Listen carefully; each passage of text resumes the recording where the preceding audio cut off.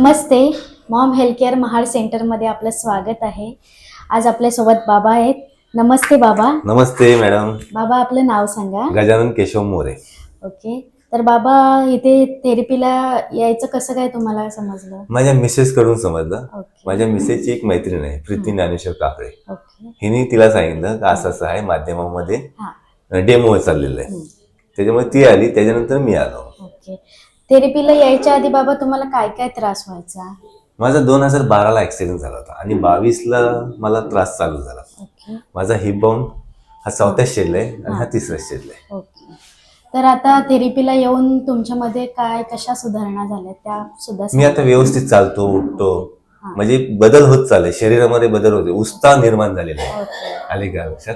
म्हणजे आपण नव चैतन्य किंवा नवीन असं जोश असतो तसा जोश झालेला आहे.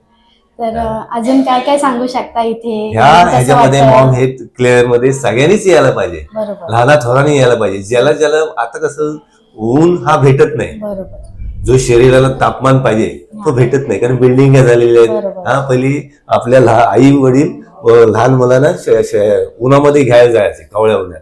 आता कवळ्या उन्हा आपल्या शरीराला पाहिजे, हीट ही पाहिजे. बरोबर. जर रक्त तापलं तर आपण तापू, म्हणजे आपण काम करायला जोश येईल. बरोबर. हे जे तुम्ही मॅट आणलेत, आम्ही महाडवाले तुमच्यासाठी धन्यवाद देतो. कारण तुम्ही महाडवाल्यांसाठी एवढं आणलं आणि मोफत देताय, बरोबर. याबाबत आम्ही तुम्हाला सलामच करतोय मनापासून. थँक्यू बाबा. तर इथे येणाऱ्या आई बाबांना तुम्ही काय छोटासा एक संदेश द्याल? नाही, इथं यायलाच पाहिजे, काही काम असू द्या. हा. कारण तुम्ही जगलात तर बाकीची पिढी जगेल. बरोबर. बरोबर. तुम्ही उभे राहायला पाहिजेत. कुटुंबाचा एक माणूस जर ढिला पडला का वाट लागली, संसाराचं बिघडतं. बरोबर. माझी मिसेस आजारी पडली का आम्हाला काहीच करता येत नाही. बरोबर. कारण तीच महत्वाची घटक असते. बरोबर. बाई हीच महत्वाची, आणि बाईला किती आजारपण असू दे हो. तरी ती बाई सकाळी उठून सगळं करते.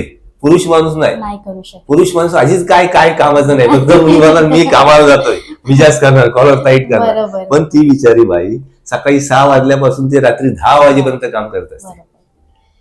तर बरोबर आहे. बाबाने खूप छान असं सांगितलं, त्यांची लाईफस्टाईल पण सांगितली आणि इथे प्रत्येक आई बाबांनी येणंच गरजेचं आहे हे सुद्धा सांगितलेलं आहे. आणि बाबा तुम्हाला सांगते तर सकाळी लवकर येतात. ते एक ST महामंडळामध्ये कामाला आहेत आणि त्याच्यामुळे त्यांना वेळ मिळत नाही दिवसभर, म्हणून भागदौड करके मॉर्निंग सुबह जल्दी आते है बाबा. आणि मिसेसला पण घेऊन येतो. आणि त्याच्यासोबत आईला पण घेऊन येतात. काम सोडायला सांगतो तिला.